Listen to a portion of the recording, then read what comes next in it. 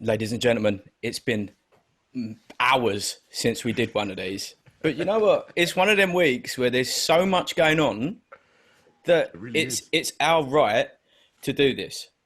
As Civic always. duty, in fact. Exactly. I'm joined by the legend, Ian Streetz. How are you, my good friend? I am fantastic, sir. How are you? It's hot. It's Sweaty Sack Wednesday. Hot as balls, isn't it? Yes, Exactly. That is exactly right? what it is. My ring piece can only be described as gamey and or fumy. It's proper big. Proper big. Before we start today's podcast, I want to go into something that there was a little bit where I thought I'm going to be like a little bit open, a little bit candid. But no, I'm not going to. I was almost going to swear then, but I'm going to give it 5 minutes before I swear. So ease into it, like foreplay. Yeah, exactly. You can't just go in with the shock. People complained about the sound on the last episode. Now, that's fine, and everyone's allowed to have their opinions. However, as you can see, we have big boy professional microphones, and Ian's sound sounded fantastic. My sound allegedly did not sound that good in the last episode. Now, I'm going to double down, right?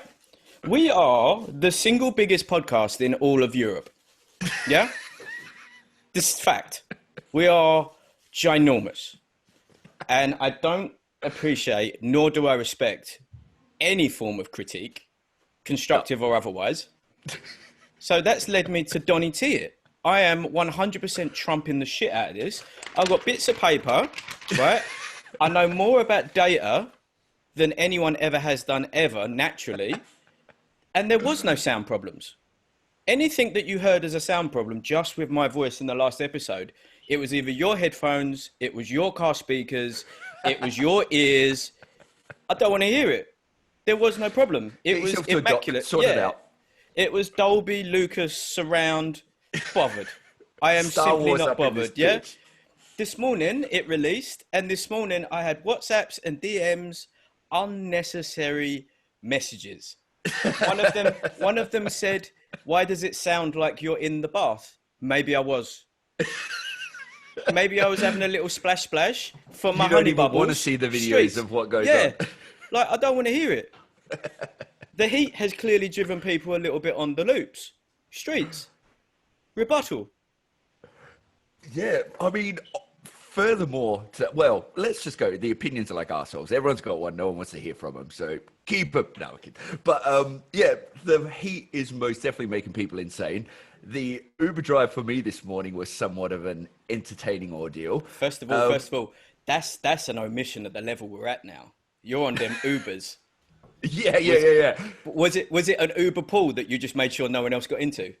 Uber chauffeur. You went the XL. So basically, when I was coming home yesterday, thank God it was right when I came home, but the bike chain just snapped in half. So much power in it. So much power.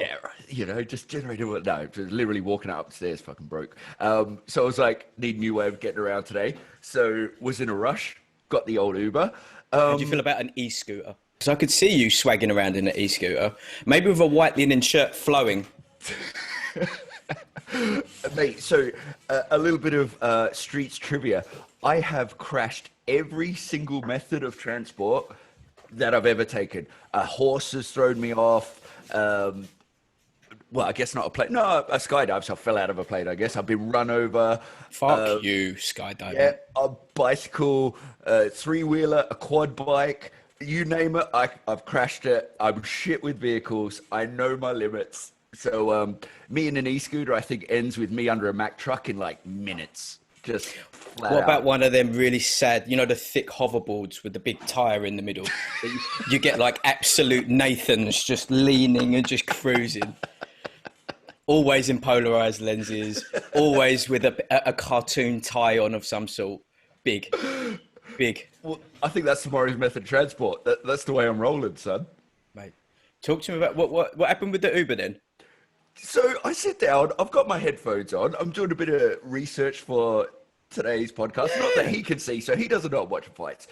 And I'm in my own little world, and then I just see like movement, like he's talking to me. So I'm like, okay. So I take my headphones out, listen to his little rant about some car that tried to pull in front of him, which led into him talking about him beating the shit out of someone that did that, which segued immediately into a conversation about how he beat me up in 3 seconds. Doesn't like no talk of martial arts, combat, nothing like that. Just so as far as he knows, it's just like a passenger guy. So to me, I'm wondering, how many fucking people does he have this conversation with? How is your business model, your customers you're going to talk about beating the shit out of them in 3 seconds? He's like, I don't care how big you are. 3 seconds is all I need. I do Wing Chun. I teach Wing Chun. I do this. I do that. You Westerners, you have weak bones. You drink milk, but you have weak bones. And I'm like, wait, just out of interest, if he's calling, I mean, first of all, you're Aussie, so I'm not sure we can call you a Westerner for a start. I think that's definitively East. There's not much more East than Oz, but fine. Where was he from? Hong Kongese. Right. Okay. So he's obviously smashing it in the Wing Chun game because he's driving Uber. Bless him. Yeah, big time. And like he told me he was like 56 or something, and this was just like a really elongated conversation, essentially about beat the fuck out of one of his customers. The broken bones was a nice little insight, and he had another little gem that escapes me right now. But I was like, this guy's legit mad. Just like, oh yeah, that's right. He said, do you normally go this way? And when I said, oh no, I normally ride my bike, he's like, only 30% of cyclists know what they do, and the rest of them are dickheads. And I'm like, you have literally just like, hey bro, this is a 5-star review waiting to happen, son. Guess what? You're going to get 5 stars, but you're getting no tip. Yeah, exactly. How are you going? Like, do you know how? Like, I don't mind a niche insult, but niching bones, like Westerners' bones, it's just like, really, mate. And also, like, I mean, it's risky telling another dude that you'll beat the shit out of him in 3 seconds, especially when they're sat directly behind you and your hands are occupied. It's like, you don't know what kind of mental case I might have been back there. How about I just punch you one in the back of the head? Very, very, very niche. So, yeah, it was a comical start to the morning, but, you know, put a bit of spring in my step. But by the same, I haven't even left the complex of flats today, I don't think. Why would Don't need to, mate. You can have it out with the neighbours. You'll hear that same shit about... Listen, it's just. I know I'll do this most episodes. It's just exhausting. I come out the complex and there's people there, and all they want to do is they just want my time. They're energy thieves. They just want pictures. They just want to be around. They've got questions. Whatever. Sign this. Yeah, bullshit. So should we start with this rather aggressive week that's going on in the fight game, right? I think we should. Before that, should we wish a big happy birthday to the Gypsy King? Absolutely. Fury, happy birthday, son. And I like that you are significantly beading. I see you've wiped your face a few times. Sweating my ass off, especially because there's this light here. We can't open any of the windows because of the cats. Like a fucking sauna in here, but yeah. You know. But happy birthday, Mr. Fury. Powerful. Yes. And also, same day, Salvador Sanchez, sadly, we lost in 1982. It's mad that dude was 23 years old and just beat absolute savages. We had Tristan request that we do a special just on him. Absolutely deserves it. So we'll do that one, mate. But Tapia as well. I watched that documentary last night. Big. Very sad. Very sad. Very niche. Very, he looked like he might be Cub Swanson's dad. He looks a lot alike. Big time, right? Big time. Yeah, they look a lot alike. But yeah. Should we start with the MTK IFL streaming? Yeah, because that's pretty much going on as we speak, isn't it? Yeah, exactly, as we speak. That's one of the ones we couldn't really cover because it's what is it, Wickford, and it's on a Wednesday night, and both of us have lives and families and schedules. There's a few of the Peacocks boys that are fighting on there that Larry's mates with. Other than that is Big Jono, epic beard. Yeah, the beard man. Like, it's a beautiful beard. Inspiring beard. That's some luscious Spartan shit right there. Luscious. Let me ask you a question. How can a gentleman be that muscular when he swings? It looks like is swinging to do damage. And then when he lands, he goes backwards. And the geezer just looks at him like, I thought that was going to be more. I truly do not understand the effort that he seems to put into every shot. And it just seems to like, all right. Mate, it is like 100% behind every shot. I know. I love the way he puts together. He's a volume puncher. He's there for a ruck. He stands toe to toe. Awesome angles, bangs, but and doesn't. He looks physically strong as well. He looks physically powerful. Yeah, very confusing. 18 1-1, 4 KOs. But one of my favorite videos, and we'll put it in the link. When we finish this episode, is him reading after he stopped Scott Quigg. He went back through the Twitter because he hadn't read his Twitter since. And so obviously everyone's like, oh, you pillow-fisted bastard, da, da, da. And so he's just reading these comments, just giving everyone the big fuck you. And it is incredible because you're like, fair play, when it mattered. What was that other banging... Ozil's on that card, I think. He's an animal. He's an absolute animal, that geezer. But yeah, other than that, it's a midweek card. They're getting their MTK boys out. It's a big week.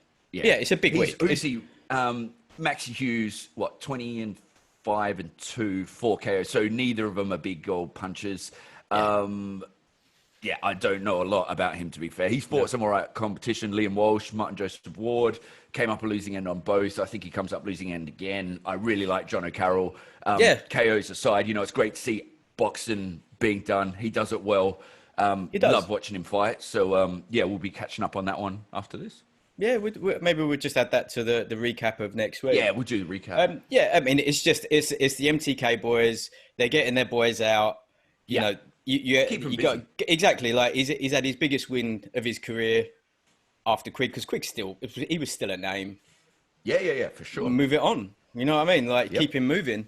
Then we have the First Lady in Tulsa on Saturday night, Cecelia Braekhus, who from Bergen, right? Yep. Home of X-Brain, our sponsor. We're going to do that later. But Bergen, the First Lady, 36-0, legend. Every single belt you could possibly get. Like, she's got all of the jewellery. The straps including way more than her. Yeah. If it's got letters, we'll take it. I'm happy. I got to be careful here because now I know that the good wife does listen to our show. I'm a big Cecelia fan. Jesus Christ. And the way she puts together her punches is just, I love that like kickboxing style looping hook she does around people's guard. Just such a fucking beautiful fighter to watch in every way. Let's roll back. Pure Norwegian hot chocolat. That's what I'm going to give it. She's hot chocolat from Bergen. I'm all about it. Mate, and with Abel now, which is weird, right? So she's with Abel Sanchez now. Used to be with Jonathan Banks, and it's just like her and Triple G have just swapped. Just exchanging. God knows what happened there, but she said she's doing a lot. She said she's a lot more dangerous with Abel. I mean, she's 36-0. Like most female boxing champions, if they're hitting the 20s, they're very experienced. Let alone 36-0. Like the girl she's fighting. McCaskill's like she's 7-2. 7-2, and like she's got turned over by Katie Taylor. Yep. It would be one of the ones. I don't really know much more about that Tulsa card because it's in Oklahoma, and I mean, like that's her, and then the rest getting the guys out on the bill, right? Wait, so that's the same card though, where it's got Nikita Ababe, which he fought on the Logan Paul undercard, right? And he looks like a dead ringer for Logan Paul. So I remember in the build-up. Mate, dude. Yeah. He's like an Instagram boy. Yeah. You know exactly what. But he bangs. So when I was watching the promo videos, I was like, what the fuck happened here? I'm like, oh, wait, no, that's the kid. Like, that kid... Yeah. Great old fighter. 8-0, 6 KOs. Yeah. He's nicknamed White Chocolate, which I think we need to add to your list. That no, I've had Vanilla Thriller and White Chocolate Thunder. White Chocolate Thunder for a while. He's the white blonde boy who has a Japanese name, right? It's very confusing. Yeah. Yeah. Sure. I'm not even. I'm pretty sure that's it. How you say it, but yeah. I mean, I really, really enjoy Yeah, he's watching him quality. kick and bang. Yeah, he is Against quality. I didn't realize he was on that card. I yeah. got I, So I got I he's got fighting a lost guy called in her. Jarvis Williams, who's 8-2-1, one no contest, 5 KOs, which sounds good. But the first 9 opponents were a mixture of debut fighters or people with no wins. So he's like one of them. You know, He's up and coming. He's a prospect, right? yeah, blessed, but yeah, that's gonna be an annihilation there. All due respect, but yeah. Yeah, that might be. Then That there's might be. Israel Madrimov, who is an Hit me. Uzbeki, is pretty much, you know, don't want to stereotype, but that's all you need to know. Like the Uzbek guy, they can bang. So outstanding amateur, real rising star. It's a big step up. He's fighting Eric Babyface Walker, who's 20-2, 9 KOs. He's 37 years old. Interesting story. He learned to box in prison. So it's great that they're separate. What was he inside for? Fights Tell me. against, that I'm not too sure. I would hate to speculate, so I would have to look into that. I just remember the story of hearing that's where he started to do it. But yeah, 5-fight, no, what, 22 Bowder. That's good. But as I said, you know, he was a great amateur. So, I mean, even though he doesn't have the experience, I'm going with him on that one. Shakram Giazov, please bear with my pronunciation, like fucking. Shakram Giasov versus some guy. 9-0, 7 KO, silver medal at the Olympics. Uzbeki again, defending the WBA. It's the international super lightweight. Yeah. We'll be doing one on the belts because it definitely needs, as you said, great call there. Again, against an experienced opponent, Francisco Rojo, 22-3, 15 KOs. That gave me a little twitch. That gave me a little semi there. I like the roll. That's another one for Uzbek. They're coming home with the 2 wins there. We got Raymond Savage from the Stans. Yeah, You genuinely are quite a hard person. And there's a lot of the Stans, right? yeah.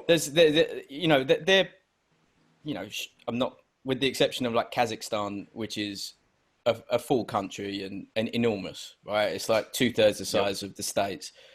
The rest of those are more like, they're like autonomous regions more than countries. They're like, Vladdy P at any moment can just say, come on, come on, I'll put you in. Have you seen the video of, this is completely off topic, but now we're talking about the Stans. I'm properly in, bring it. There's a video of the leader of Turkmenistan who was a dentist, staged a coup, right? Right. Sure. Took over the country. Took over the country. And if I remember rightly, he raps and he plays guitar and he's got like 3 nationally televised programs where the nation almost has to watch him. One of them is just him shooting guns at targets. One of them is him playing epic guitar solos, and one of them is him dropping bars, right? But he was having yeah, mate, Turkmenistan is one of them places. He gave Putin I think it was a St. Bernard puppy, right? Now, at the press conference, he grabbed this St. Bernard by the scruff of its neck and he's just holding it like a head, like a decapitated head, fatality. Right? But the interesting thing is that he was so rough and so aggressive with this puppy in front of the media that Vlad looked human. He like jumped in and just like, mate, take this off of you. You don't know what you're. This is a creature. What you doing? Like, this is not a person where I shoot them. This is a dog. Dogs are all right. Niche. It's the 2-leg ones. Yeah, it's the 2-leg ones we've got to watch out for. Yeah, mate. Niche. Please, sorry, continue. Fuck, we're on Ray Ford. 5-0, 2 KOs. He's only 21. He hasn't fought anyone really of note yet, and no disrespect to Eric Manriquez, who he's fighting now, but that's not really going to change this time. He's 7-10-1. He won his first 6, and then it's pretty much been on the slide, and 1 win mixed in there, but it's not going to be on the weekend. So, we'll go with Ford on that one. Yep. And then And a kind of exciting thing is that Mark Castro, it's his pro debut. So he was 177, like 177 wins, 7 losses, and as an amateur. Touted to be next big thing. He was supposed to fight on the Prograis Hooker undercard and the Canelo Billy Joe card, which unfortunately didn't have before COVID. He's fighting a guy called Raul Corona, which is an unfortunate name to have. He's 2 wins, 3 losses. Pretty much make that 2 and 4 because I think that's a tough night at the office. But yeah, Castro, only seen his amateur stuff, but looks the business. Welcome to the pros that'll be an exciting match, one. Totally, completely and utterly forgot. There's also another card with Rolly Romero from Mayweather Promotions. He's going for the wait, let me get this right. The vacant WBA interim strap. So Loma has the super world title. Javonta has the world title. And somehow they've now got this interim, because you need an interim when you've already got 2, as you do. Anyway, he's fighting Jackson Marinez, 19-0, 7 KOs. It'll be a good test and fight. Good step up for Rolly. He's got Floyd well and truly behind him. I'll go with him on that one. And David Benavidez, who I love watching this fight. Yeah, he's on. And I was like, this card didn't get What much card's publicity. this one? Is this a PBC card? I think so, yeah. It was literally like I was looking through the news just before we started. I was like, holy shit, we got this one. So, just that's Saturday as well. Yeah. He's got the WBC super middle, 22-0, 19 KOs. He did get stripped for the cocaina. But, Don't be a bitch. What are you stripping him for that for? Yeah, exactly. But leave him be. Like Nick Diaz, where they gave him an indefinite ban for weed. Banning him if for. you can be fucked trading when you're high, like he deserves extra wins. Listen, if he's going to do a little bit of gear, be a little bit frothy and just go out there, like more power to him. He's only like, that's surely only going to be a detriment to himself because he's going to crash lively. He can't be having a few Valium at round 10 to even him out. He can't be steadying the ship. That's it, man. So, he's against Alexis Angulo, 26-1, 22 KOs. So, another good matchup. The Angulo. Angulo took Gilberto Ramirez to a decision, which was his only loss. El Zurdo. But yeah, I'm going with Benavidez on that one. That'll be a good one. Okay. And Otto Wallen, who, gashed up Tyson's birthday boy Tyson's head. He's out as well. So it's a triple header. He was supposed to fight Aussie Lucas Brown. But why have I not seen any of this? I know, but it was proper under the radar. Like proper under the radar to the point that it's like these dodgy little poster editions. But is it like is it like an ESPN Plus only DAZN? Legit, I was reading about the matchups and haven't even seen yet who's telegasting, who's broadcasting, nothing like that. It was so under the radar, which I mean is unfortunate because like Benavidez especially, like he's a sick fighter. But I mean, as we said, it's a big weekend. So that's another one. He is fighting Travis Kaufman, 32-3, 23 KOs. Last knocked out by King Kong Luis Ortiz, which, nothing wrong with that, but and he needed shoulder surgery after that last fight. So I mean, that's one of them ones. He is? Ortiz. How old do you think he is? I mean, anywhere between 40 and 98. Yeah. Closer to the 98. Yeah.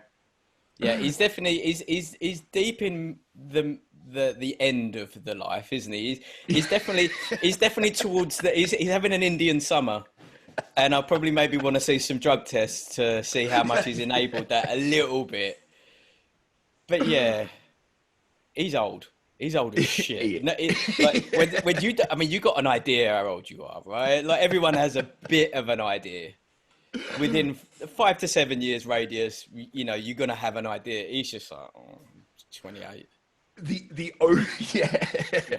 only one who kind of gets a pass, and we'll definitely do him as a separate episode, so we'll go to Sonny Liston. When you're the 24th born child out of 25, and your own mother's like, I don't know, like I could see then you don't keep track. You're like, you know what? It was maybe a Tuesday. Maybe early Wednesday. Like, what more do you want from me? So, 25 but yeah. kids. Oh, can you fucking shoot The me now? state of it. It would look like a punched up bat's face. Wouldn't it? It would look like... I tell you what it'd look like. It'd look like Predator. Oh. Oh, that is going to scar me tonight, mate. Jesus Christ. Yeah. It's sad because it's so true. Yeah. Nailed that. Nailed that. Product placement and descriptions. Oscar goes to you, sir. That's a significant growler. That, yeah. Right. So, I think on the boxing side of things, that pretty much brings us up to date, right? Oh, did we talk about Frampton? No. In Stratford, in the Manadem. Shout out to the postcode. What? In the BT studios. We got Frampton and you got Conlan, right? You know. Yeah.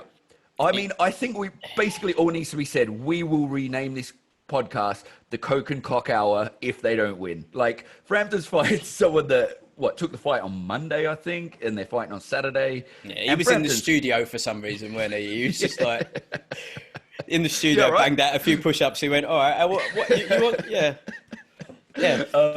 So yeah, Darren Trader, 16-3, 7 KOs. Vahram Vara, I'm not even going to try it, but he had visa issues, so he couldn't fight. This is really just fill a fight until they can make the herring fight for Frampton. Yeah. But yeah, you know, keep him ticking over, keep him busy. But he's at the end, isn't he, Frampton? Because he's kind of too big to be little, too little to be big. Yes, he's 2-weight champ. Yeah, the weight's he's really very muscular. He's got one of them styles that doesn't age particularly well. You know, he was a fantastic fighter. He still is a fantastic fighter. 2-weight world champ. You know, but 100%. you know, you're talking about, you know, it's Father Time is not going that well, and yeah. But I think for this one, that's a win. Rack that up. Conlan against Sofian Tahut, 35-4 and 1, 13 KOs. He got stopped by Josh Warrington in the first round. But to be fair, he's very experienced, right? And has fought for a world title. That could be a bit of a risky one. That might be a bit of a spoiler. That might be like one of the ones where Conlan comfortably cruises the decision more so than an obliteration. And I feel like Conlan kind of like, I mean, undefeated, 7 KOs, but there's still a bit of pressure on him to really perform. Do you know what I mean? He kind of had all that gusto at first, and people are like, oh, come on. He's still winning. Do you know what I mean? I feel it's harsh when you're holding it against people when they're still winning, but people want him to do big. I hope he does business. I like him. I like him too. He's one of the Adam Booth boys. I like his style. I like anyone that's listen. I like a little bit of Lair. I like that he's got his own Box Raw line, and the Box Raw line is literally just a finger. Fine. Like, what do you want? Couldn't be more fitting. Yeah, couldn't be more fitting. He's quite comfortably. You know, he's got everything he needs to be quite a big name. I mean, the Americans love anything Irish. Like, if you're Irish and on the West Coast, you're East Coast, sorry, you're good to go. Sold. Like, you'll run New York, you'll run Boston, and what else do you need? You know? Exactly. I mean, they had that one geezer. Do you remember him? Like he was like a pretty good-looking Irishman. Was it John Dundee? He was just like, they used to just throw him on HBO cards just because they knew he would sell tickets. There we go. Got a little visitor. Hello, kitty. Fuck off. Yeah. In the news, hold on. Yep. In the news today, so Prograis has left DiBella because he wants to make a Broner fight at 140, which probably better for Broner than 135 because he ain't doing that. Yeah. Right. Yeah. But that's I like Prograis. I like Prograis a lot. You know, big time. Amazing fight. Amazing fighter. Quality. Absolute quality. That's a tasty little matchup, actually. Yeah, I quite like the idea of that. And you would have to admit that with, you know, Broner not being the most active or really trying that hard. And Prograis, he's something else, isn't he? He's got. Oh, mate, and he ain't fucking about. Like, no, he wants his belt. He wants belts back. He wants it. Yeah, absolutely wicked. And Garcia, Luke Campbell agreed in principle. Either going to happen in the UK or at the O2 potentially at the end of November, or the US. Who knows? Right, Bodu Jack's on the Tyson Roy card. Yes, maybe they bung that one on there too. Who knows? Maybe they try. Who knows? Mate. That's going to be need a moment with myself. That'll be a great little fight. That I mean, for me, because I'm British, I always want Luke to win. Garcia, mate, he's the next generation, right? He is that next gen. He's a fucking TikTok, Instagram guy. Every time I open up my feed, he's banging the granny out of someone wearing a body shield. Or giving it just like randoms. Just whipping uppercuts. You're like, all right, guys, well, cool. Yeah, fine. He's done well. He's doing well. He looks the part. He's a good fighter. And he was smart to pair up with Team Canelo, because that'll give him that sit down on your shots. You know what I mean? Because he's got hand speed for days. And he's beefing already with Oscar. Big. Right? It's just beefing big. Respect. But yeah, that's pretty much it in the news. Oh, and you were saying, you told me today, which I've since seen in the news, our good man Lomachenko is willing to take a pay cut. Big moves, boy. Yeah. Big moves. I mean, he's got to be fine money-wise. He's made a decent amount of money in himself. And I think he just wants legacy now. He just wants that. He wants everything. After a certain point, does he need, like, it's like he spent all of them years not being a pro to establish himself and you know, find a better amateur, a more achieved amateur. Yeah, for sure. He wants that with pros, right? And he wants that with pros as far as he can get up in weight and as many as he can. Why not? And I would never say, because the fight game is a cruel game. You know, you make your money while you can. Nothing is forgotten quicker than an ex-champ. Do you know what I mean? So, like, people are like, oh, they should do this, they should do that. Fuck the money. It's all... No, hang on. You're not in the one there taking the punches. So I would never say on that end, you should take the fight. But mad respect to someone saying, I'll take less to make this fight happen, because that's like, so got nothing against someone wanting more money, but for someone willing to take less just to make that happen, that's big boy moves. Respect. I mean, they offered him 1.25, right? Which is good money. Yep. He wanted 3.25, which is like, I mean, like, you know what? I want to be at a job interview just where I can do that. Like, we'll pay you 20 grand. Give me 40 and it's a deal. Like, fun fact. Guess who's done that before? Boom. Yeah, and the response was when they're like, what are you looking for? And I was just like, well, I'm gonna go fucking large here. And it was like two and a half times what I was on. And they just went, that's in the ballpark. Just sucked all the energy out of the room. There was nothing more to be said after that. Never heard from him again. I think I was like 22. I thought I'd have a little roll. Yeah, is my yacht waiting outside? Like, yeah, listen, I mean, I had to come here on the tube. What am I, a fucking peasant? Piss take. Also in the news, little bit doom and gloom. Another 220,000 people are unemployed. We have 117% increase in universal credit claims. And a lot of people are claiming that they are no longer he or she, they or they. The people most affected by these job cuts are at the start of their careers or the end of their careers. So the millennials that decided to do LBGTA plus communication studies, or Polynesian spoon whittling at uni, or any of these like really niche geography. What are you doing geography for, right? All of these degrees Google are getting Maps, squeezed out, right? Yeah, exactly. They've spent all of these years trying to get into the workforce, only to find out that the workforce hasn't got a place for them. And that's going to be quite stressful. And with stress, as we know, you need CBD oil. You do. And where do we get CBD oil? And because, there's a lot, money's tight right now.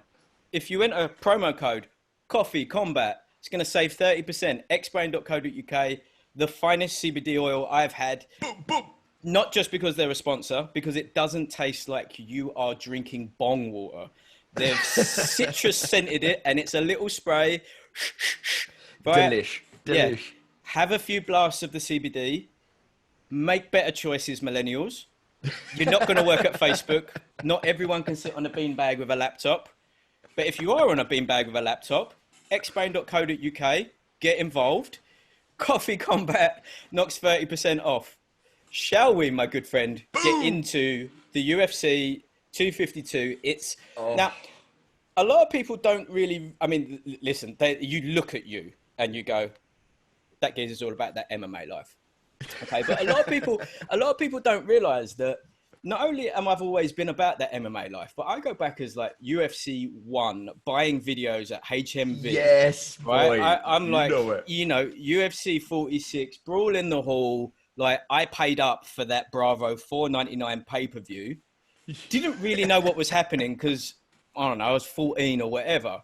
Like, I've been into the UFC for a long time. One of my clients is one of the ones that actually financed the acquisition of the UFC. Right? Oh. I've been in up until the WME takeover, where, you know, that's just coincided with me having 2 kids, you know, being wildly successful in my career, launching this global phenomenon podcast. We are chasing down 4 figures. What else do you want? Like, the plan was always, that's why it says coffee and combat, not coffee and fisting, not manspresso and boxing, coffee and combat. We fully plan on covering as much combat sports as possible. We fully plan on doing episodes dedicated to certain niche disciplines that probably are worth a little YouTube. Hell yeah. Yeah, UFC 252. Let's just do the main card because with a UFC event, the main card starts, but it actually started on Thursday, right? Saturday, 10 p.m., the main event switches to pay-per-view.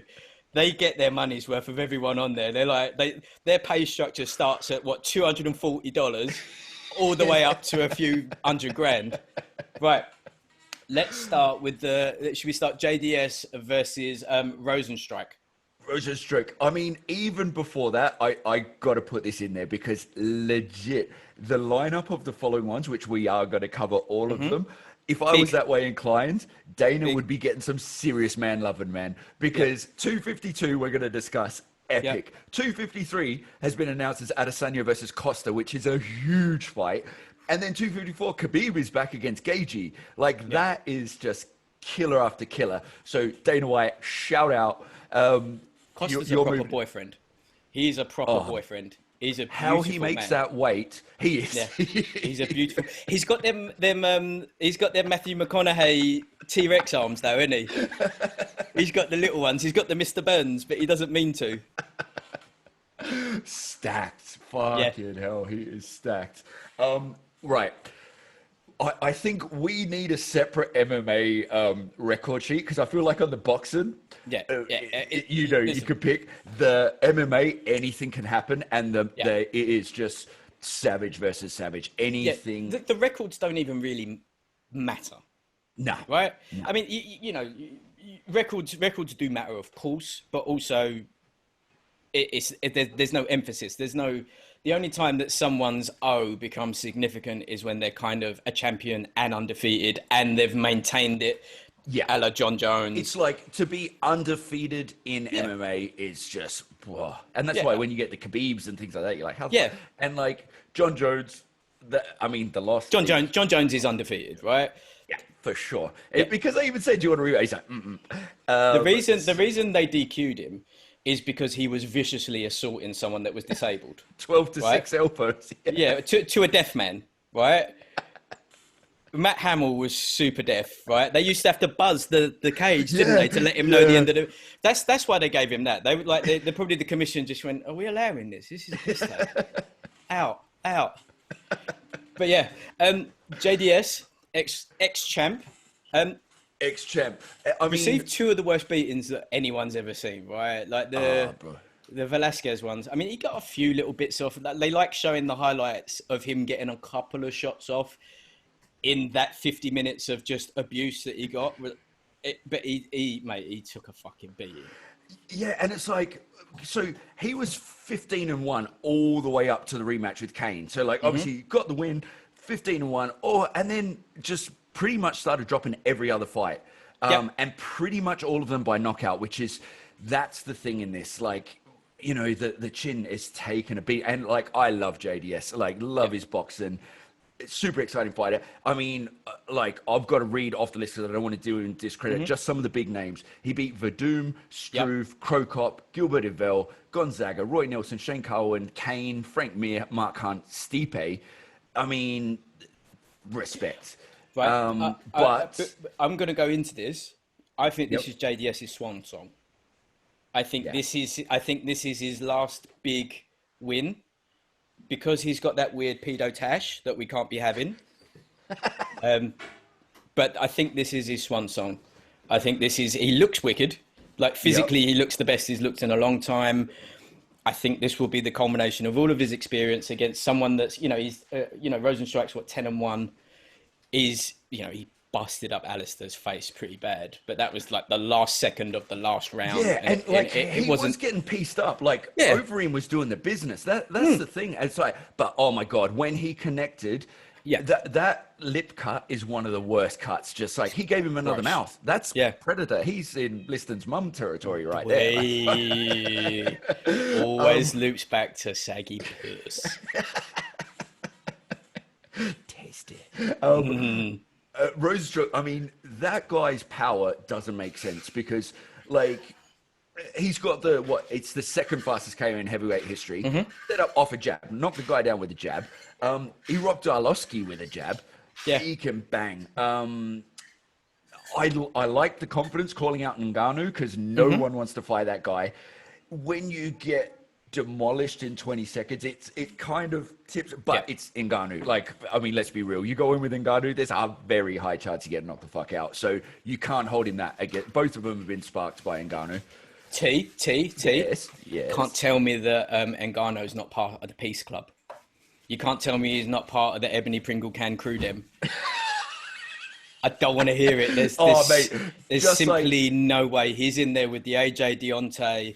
He's in there with those guys, and it's not even a race thing. It's just a sheer size thing of him.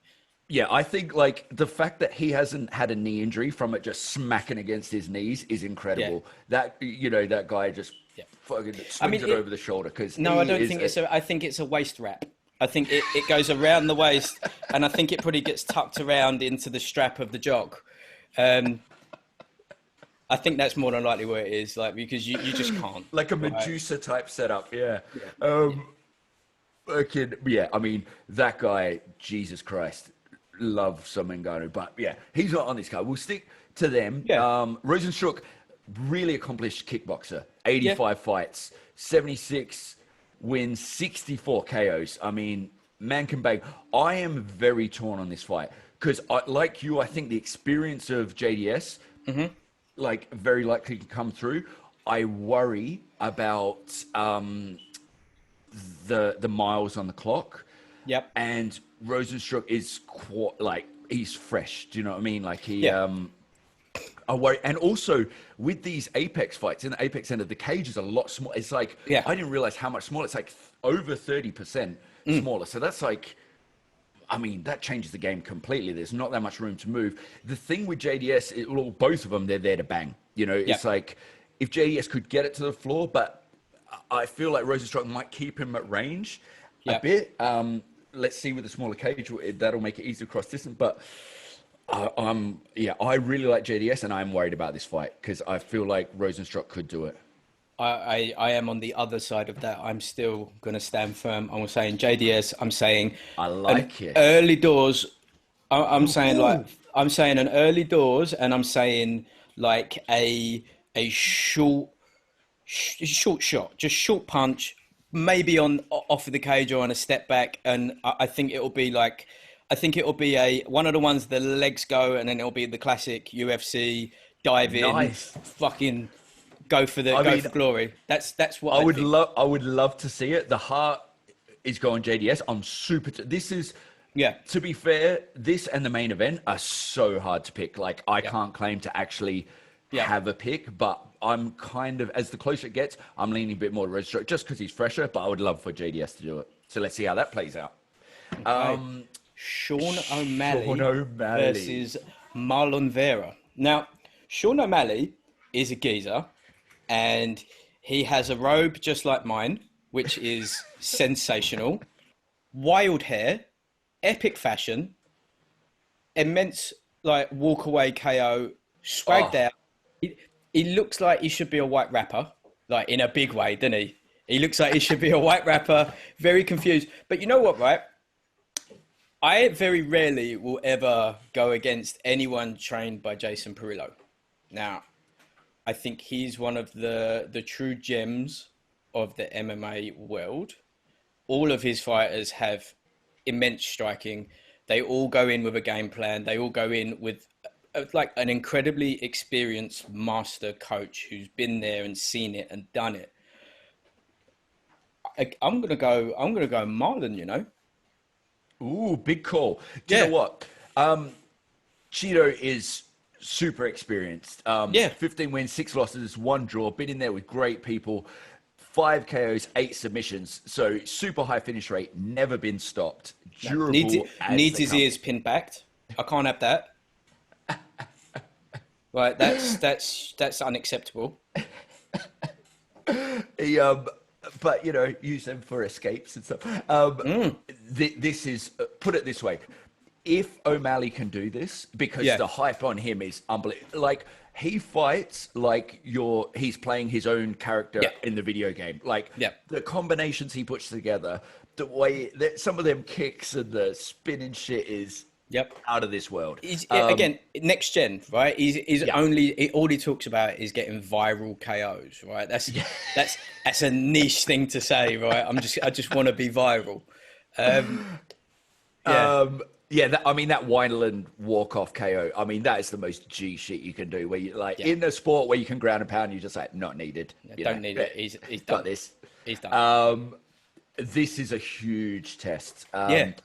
People just are like, oh yeah, man, all the hype. It really is a tough fight. This will show where he's at. If he gets through, if he stops him, oh my God, man, his stock goes because through the roof. Cheeto Vera is not the sort of guy you stop. Let's make it interesting. I'll go with O'Malley.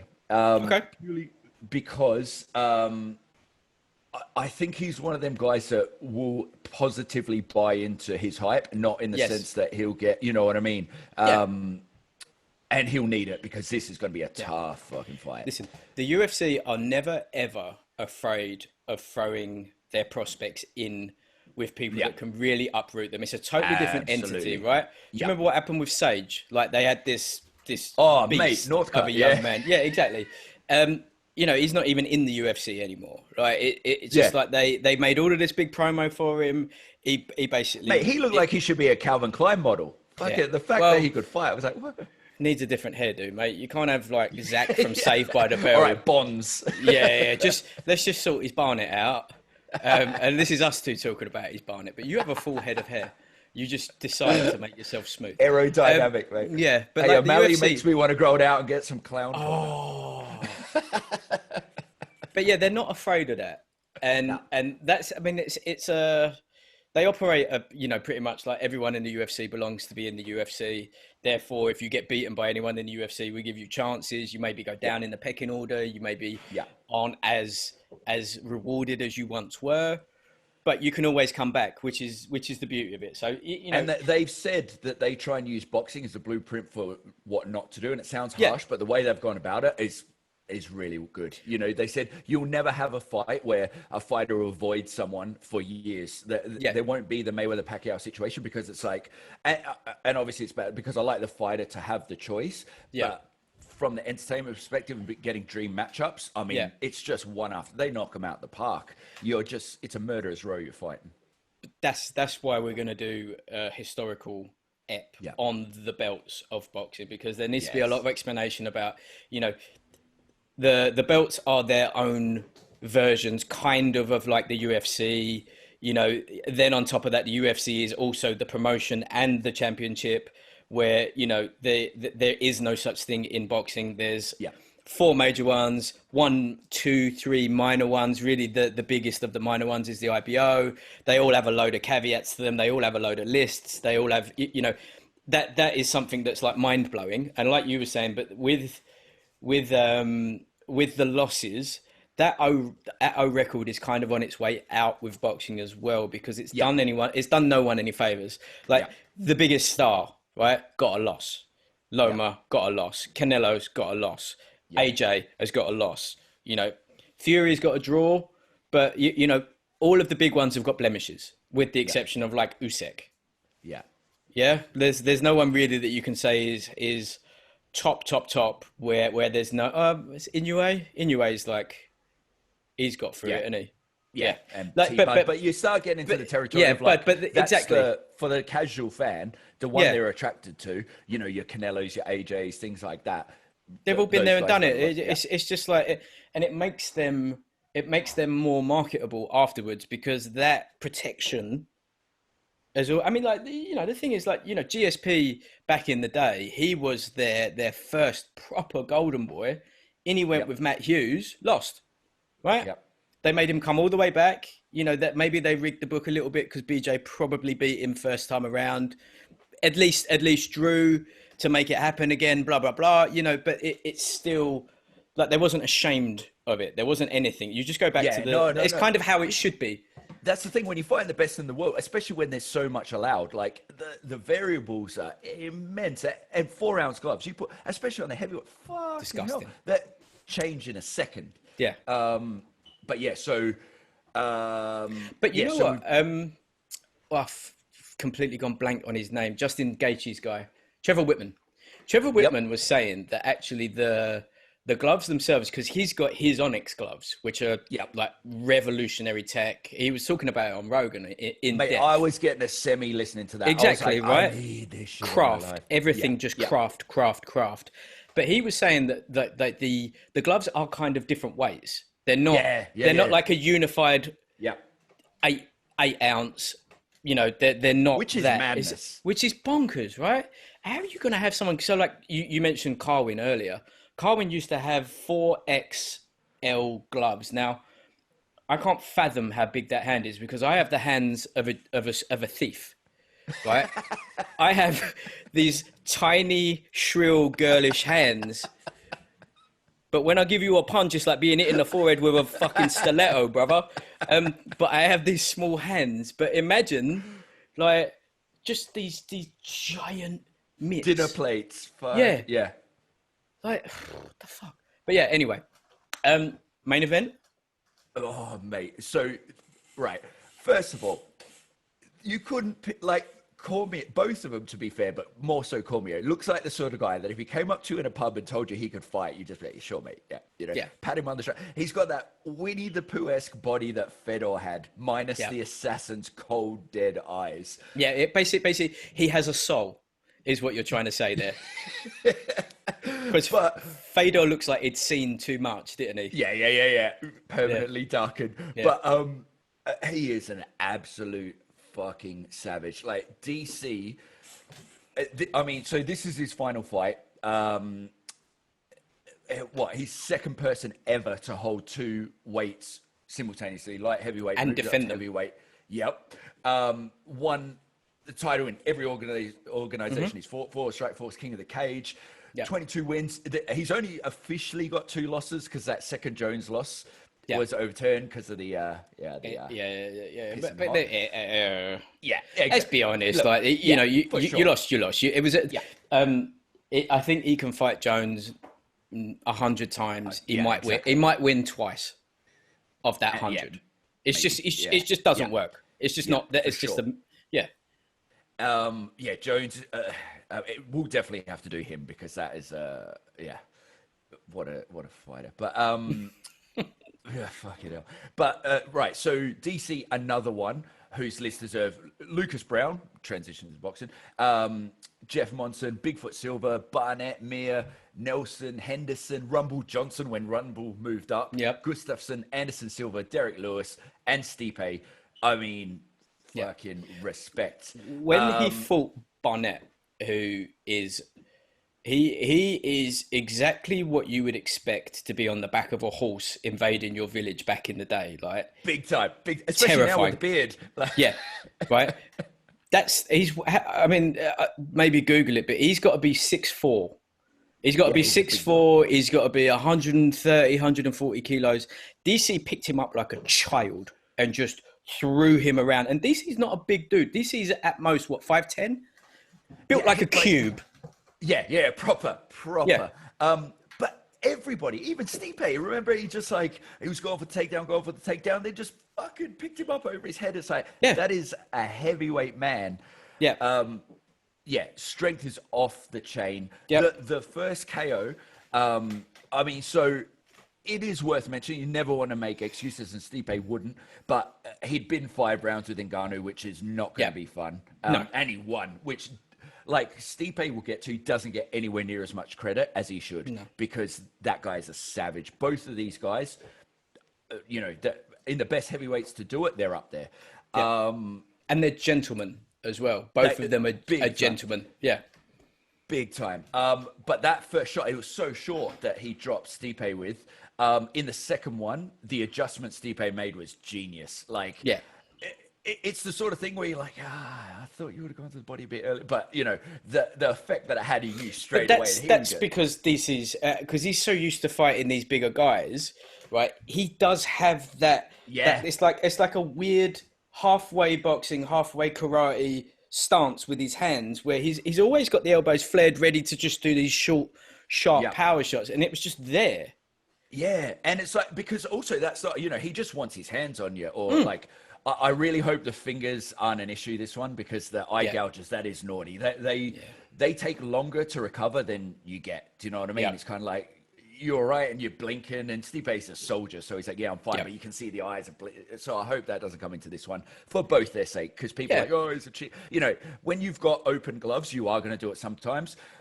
When it happens a lot, DC deserves not to be tarnished with the thing. You know what I mean? Whether you're that accurate, whatever.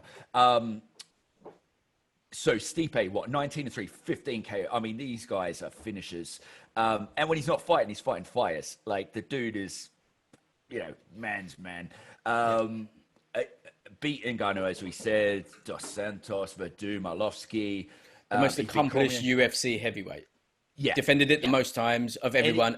But that shows you how the UFC heavyweight picture is, right? You got 3 defenses and you're the greatest. Yeah, right? You are exactly. The number one. It just it changes hands. Do you remember when the light heavyweight was just getting dished? Yeah. It's like every fight was just like, you had the Machida era for a bit, and then that was like 3-4, and then like Liddell dominated, and then it was just like to get him passed on. It was like Rampage, and then Forrest, and But look. I kind of want to see Stipe win just for the dance that he does. Yeah. That dance was... The Croat jig. That's some gangster shit I want to learn. I can teach you. I think the smaller cage favors DC in this one. Absolutely. I think DC's, both of them are savage competitors, so you can't say, and like, let's be real, because everyone's talking about DC retiring. He is a bit older, but Stipe's still 37 or something like that. Yeah, I mean, but the heavyweights are always older, right? Yeah, young heavyweights are rarer. They are. He's talked about sort of transitioning to. He's very aware of a life after fighting, like talking about he still fights fires because he needs to do something afterwards. I get the feeling he's probably not going to be in it for that long afterwards, but they're talking about the winner of this getting a big money fight against Jones. So all I'm saying is both of them are in a similar position where I don't think it's like, DC is going to retire, so he'll be putting everything in. Yeah. But DC is that sort of guy where I think that bit of fire might serve him with the smaller cage. I see this going 2 ways, because we got to take more from the second fight, I feel like, because Stipe was up, and then DC just ended him in the first. In the second, DC DC was seemed to up. be, you know what I mean? He was like, and pulling away. And then that adjustment. But DC's a very cerebral fighter. So I feel like, in the one sense, Stipe will be like, oh, I know but it was such an opening that DC has been. It's not happening again. That doesn't happen. You know what I mean? So it's whether that almost becomes, they say the most dangerous thing is a weapon in someone's hand who doesn't know what to do with that weapon. So if you're like so focused in on the body, not saying Stipe is going to do this, but it can almost become like a distraction. I've like literally changed my mind every minute. I'm gonna go DC, but with no conviction behind my words at all, because I totally see this going either way. But I'm gonna go with DC. Yourself? I have conviction behind my words. Okay. Yes. I'm also going DC, and I'm going watch it in the morning afterwards, and you watch 45 seconds of that first round, and then you're doing fast forward. I'm going like absolute sloppy snooze fest. Right, I'm going. Right, you reckon that's how it's going down? Yeah, I'm going. There's a lot at stake. Pin against the cage. I'm going. Get him down on the floor. Wrestle fuck him. I'm going complete and utter snooze fest. Win at all costs. Make it undeniable. Off into the sunset. Try not to take any damage. You're not going out there to. I mean, what are you doing? You know. Yeah. I'm going snooze fest DC. He's going to protect them new teeth that he's had put in. Going absolute, like, dry, boring one. Yeah. One of the ones where everyone gets super hyped and you're like, oh, for fuck's sake, they've done it to me again. Yeah. That's what I'm going for. All right. I mean, look, the thing is, that's a very, very likely outcome. Yeah. Let's see, man. Like, I'm hoping there's a lot at stake. Let's hope it goes the other way. It's a barn burner, but I could totally see that happening as well. Yeah. But so we're both going DC on that one. Both going DC. DC, we're split. You're basically we're either side of the fence except for DC on the MMA picks, and then obviously we have Braekhus. Going against her is just lunacy, right? The rest of those, you know who's going to win them. I've never heard of these because that's just like I wasn't in the Uber. I wasn't in the Uber getting mugged off by the geezer. Frampton, obviously, Conlan, you'd expect them all to go. Like you'd just expect them just to get some workout, get back into the ring, just move on. Like I fucking hope so. Otherwise, we've got to rename this podcast. So I'll be all right with that. I think it might be a little bit saucy for Apple Podcasts, though. I think they're a little bit strong on the old explicit titles. The old logo might look a bit different too. So yeah.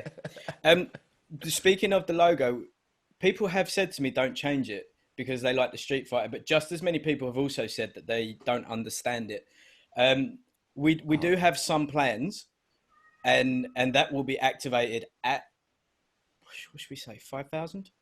Yeah, that's 5,000, because it requires a photo shoot. It requires a certain super cabbagey automobile in the background, and then it requires someone on Fiverr to create it. Subscribe, rate, review. We have our competition going on to win a couple of pairs of RS1 Rival epic sparring gloves. Best review is going to get those.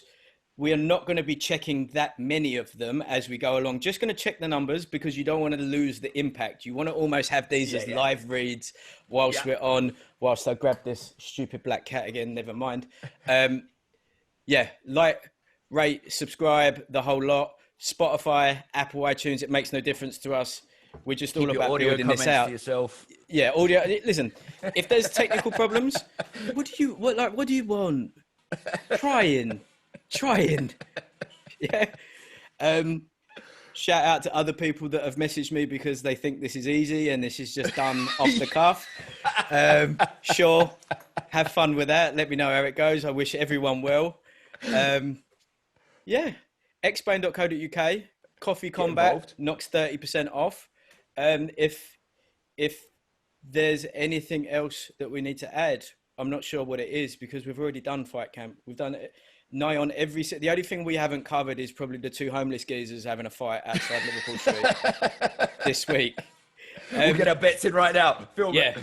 We're going to start trying. Our endeavor is to always get one history episode out a week. They do take time, but we're really going to be try hard on that one. We've said before, the next one is going to be Eric El Terrible Morales, Mexico's first 4-weight champion. Then after that, we'll take it to the polls on the list that what we've got. We've got a decent list of like classic fighters, and then we'll just keep going. And you know, like the one about the belts, just explaining it to people, because the whole point is that when the events aren't that plentiful like they are at the minute, because they're allowed, the whole objective of this podcast is to get people to love boxing even a fraction of as much as we do, to love combat sports even a fraction as much as what we do. It's a sport of consequence. It's a sport of personalities. It's a sport of absolute conclusive, most of the time, conclusive result. And it doesn't matter if it happens in 2 seconds or it happens in the judge's hands. It's also probably one of the most corrupt sports across the board that there ever has been and ever will be. I'm not really sure you hear too many people in field hockey getting bunged. I'm sure it does happen. I'm sure it has. You know, I oddly saw this thing. I can't remember what doco it was on, but you know, sumo wrestling is bent as fuck. Sumo wrestling is bizarre. Even down to the big ones get fed more. Like it's just immense. It's just such a strange sport. I tell you what probably is corrupt as fuck. That curling, just mopping the ice. I reckon there's people getting lots of bungs in that one, just loading up whatever that fucking thing is called. I reckon that's one of the more naughty sports out there. Also, how do you get into that? Oh, mate. How does that, like, there's some sports out there where you're like, you know, that cross country skiing where they're like shook in and then they just shoot. You're like, probably you were a Marine or something and a hunter, like you can put one and one together. Yeah, like you can kind of make up something to get to that one. But how do you end up on ice whipping a thing at a thing? And what's worse, fucks off. What's worse, how do you get dedicated as the mopper? What coach out there just goes, this is the finest mopper I've ever seen? Because there has to be the Loma equivalent of the mopping world. There has to be the rock stars of the throwers. What the fuck? Wonky. You got anything more, my brother? No, mate. I think we covered a shitload, and big week of fights. Big. So that will be it. Everyone, enjoy. Stay fly. xbane.co.uk. Like, rate, thank you for your subscribe. time, sir. Always a pleasure. Mwah. Bye-bye.